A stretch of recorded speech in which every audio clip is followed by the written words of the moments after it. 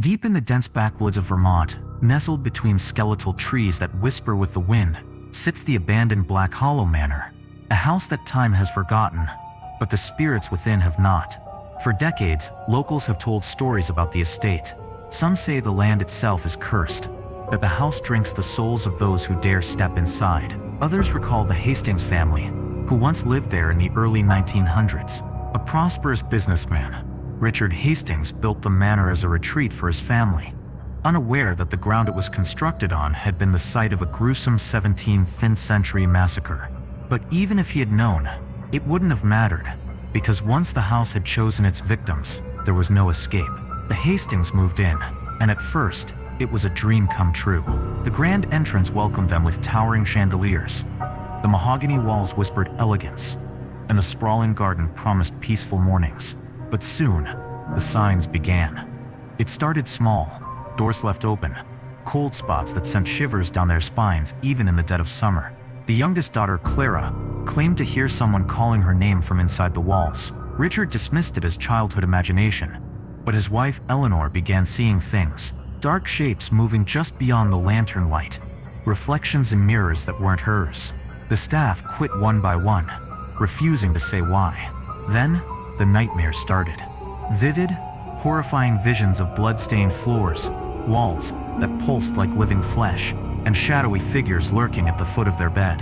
And then, one night, the screaming began. It started in Clara's room. By the time Richard and Eleanor reached her, the door had slammed shut. Richard threw his weight against it, but some force held it in place. Clara's screams turned to choked gasps. When the door finally gave way, she was curled in the corner, her wide eyes fixed on the ceiling. "Mother," she whispered. "She's in the walls." From that night on, things escalated. Furniture moved on its own. The piano played eerie melodies in the dead of night, and the walls themselves seemed to breathe. Eleanor fell into a state of hysteria, claiming something was whispering to her, begging her to do things, terrible things. She stopped eating, stopped sleeping. Richard found her one night standing at the top of the grand staircase, her hands clawing at her face, muttering, "It wants Clara, it wants her." Then, one stormy night, Eleanor vanished. Richard searched every inch of the house, but she was gone. No note, no sign of struggle. Just gone. He and Clara fled the next morning, leaving behind everything they owned. Black Hollow Manor was sealed, left to rot, but the whispers never stopped.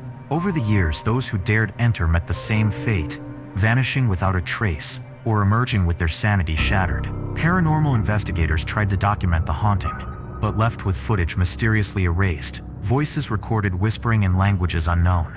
And still, the house waits. If you stand outside at midnight, they say you can hear it. Eleanor's voice, soft, inviting, calling you in. And if you listen too long, you might never leave. So if you ever find yourself near the Black Hollow Woods, resist the temptation. No matter how strong the urge, no matter how sweet the whispers, do not enter.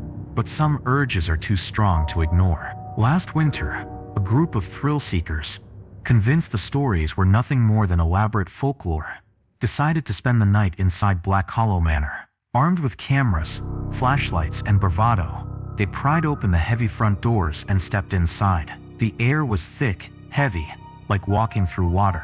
Their flashlights flickered. The grand foyer stretched before them, eerily pristine despite decades of abandonment. The fireplace was cold, yet the scent of burning wood clung to the air. Then came the first whisper. A soft voice, barely audible. "Welcome home." The group laughed it off, but one by one their expressions changed. Their breaths quickened. A shadow moved along the ceiling, stretching like ink spilling into water. Then the doors slammed shut. The cameras picked up nothing but static. Their flashlights flickered out, leaving them in suffocating darkness, and the whispers turned to screams. By morning, the house was silent again. The front door stood ajar, swaying gently in the breeze. No one emerged. No footprints in the fresh snow. No signs of struggle.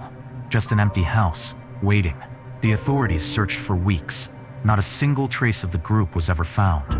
Their belongings, their cars, everything was untouched. And now, If you dare stand at the gates of Black Hollow Manor, you'll hear new whispers among the old, echoing voices, begging, screaming, trapped, waiting for the next visitor to join them.